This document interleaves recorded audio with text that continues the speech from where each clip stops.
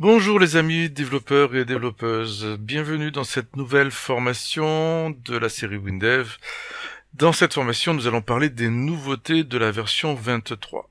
Alors cette formation se situe un petit peu en dehors du cursus, c'est une formation un peu à part, c'est nouveau, on en fera peut-être d'autres dans le même genre.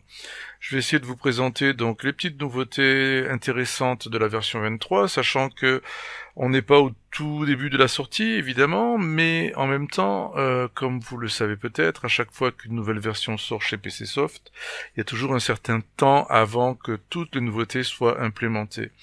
Donc si par exemple on avait essayé de regarder ces nouveautés en décembre, au moment de la présentation de la nouvelle version, eh bien, il y a plein de choses qui n'existaient pas encore, qui n'avaient pas encore été implémentées. Là, maintenant, en avril, on a à peu près toutes les fonctions qui sont en place, même si certaines peuvent ne pas fonctionner complètement encore comme elles sont prévues, comme il est prévu qu'elles fonctionnent. Enfin, en tout cas, voilà, nous allons essayer de parler dans ce cours, dans cette formation, de toutes les petites nouveautés intéressantes et percutantes de la 23. Ce ne sera donc pas une liste exhaustive de nouveautés, mais bien une sélection de ce que j'ai trouvé le plus amusant ou intéressant à vous montrer.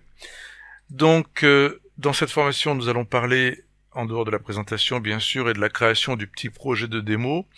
Nous allons parler donc du champ de disposition. Vous allez voir, ça me plaît bien, je trouve ça pas mal, et ça existe aussi en WinDev en WebDev et en WinDev mobile. Le champ éditeur d'image, qui est la suite de l'éditeur d'image qui avait été introduit dans la version précédente. Donc ici, on le rend disponible aux utilisateurs. Voilà, donc ça c'est intéressant. Le champ lecteur PDF, qui est nouveau. Alors bien sûr, on pourrait me dire qu'on pouvait déjà afficher des PDF. Effectivement, il y avait des astuces pour le faire, mais il n'y avait pas un vrai champ lecteur PDF avec toutes les fonctions qu'on attend d'un lecteur PDF, justement. Et c'est le cas ici. Le champ tableur, alors il n'est pas nouveau, lui, bien sûr, mais il présente pas mal de nouveautés. Plus, vous allez voir, que le champ traitement de texte, d'ailleurs. Et donc là, il est intéressant de s'y attarder un petit peu. Donc le champ traitement de texte, justement, avec quelques nouveautés, un petit peu moins. Il était presque plus complet que le champ tableur, même s'il est arrivé après. Le chantable, alors celui-là il n'est pas nouveau du tout, ça fait des années qu'il existe et tout un tas de versions qu'il existe, simplement à chaque fois, il trouve le moyen de nous ajouter des petites nouveautés, des petites fonctionnalités sympathiques et supplémentaires. C'est le cas ici, comme par exemple le détail des lignes, enfin vous verrez. Il y a pas mal de petites choses que j'aime bien ici dans le champ table.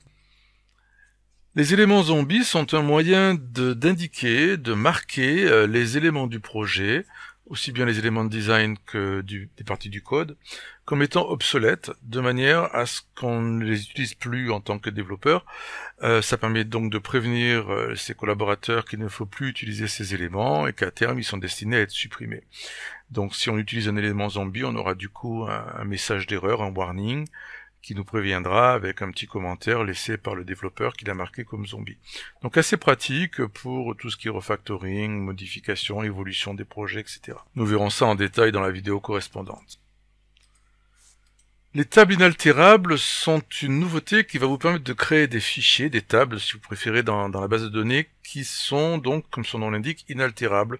C'est-à-dire qu'ils ne peuvent ni être modifiés, ni supprimés, ni quoi que ce soit. On ne peut rien modifier dans la table. Évidemment, on peut ajouter des enregistrements, mais on ne peut pas modifier les enregistrements existants, on ne peut pas les supprimer. Donc quelque chose de particulièrement intéressant dans tous les domaines où la sécurité est importante et surtout la traçabilité, puisque on va systématiquement garder toute trace des modifications qui auront été faites dans cette table. Enfin, tout au moins des ajouts, puisque justement il n'y a pas de modification. Donc voilà pour cette nouveauté que nous verrons plus en détail dans la vidéo correspondante. Enfin, nous parlerons vers la fin du RGPD, donc ce nouveau règlement européen qui détermine toute une série de règles concernant la gestion des données personnelles des utilisateurs. Alors le but ici ne va pas être de vous faire un cours sur le RGPD, je n'en ai pas les compétences, mais plutôt de vous expliquer comment WinDev peut vous aider à gérer ce problème. Et enfin donc un dernier chapitre sur les nouveautés du W-langage. Là aussi, il y a énormément de petites choses. J'ai sélectionné 4 ou 5 petites nouveautés que je trouvais particulièrement intéressantes et que je vous présenterai dans cette vidéo. Donc voilà pour le plan de la formation. Alors le public concerné, c'est tout simplement les développeurs Windev qui désirent connaître les nouveautés de la 23. Voilà. Que d'ailleurs vous utilisez peut-être déjà ou pas, j'imagine pour la plupart d'entre vous. Si vous avez déjà la 23, vous n'avez peut-être pas eu le temps justement de regarder en détail ces nouveautés. Donc c'est toujours intéressant de découvrir comme ça de nouvelles choses dans les vidéos. Les connaissances requises, eh bien on vient de le dire, en fin de compte, il suffit de connaître déjà WinDev, donc par exemple en ayant suivi les formations que vous voyez ici, celles qui sont proposées donc sur WinDev, de base, avancée, perfectionnement, etc. Sachant que la version importe peu en vérité ici, puisqu'il s'agit de présenter des nouveautés, et en général les formations sont faites en sorte que de telle sorte que vous puissiez les suivre, même si vous n'êtes pas en train de travailler exactement sur la même version que celle qui est présentée ou si vous êtes sur une version plus récente. Dans le cas où il y a des exceptions à cette règle, évidemment c'est précisé à chaque fois.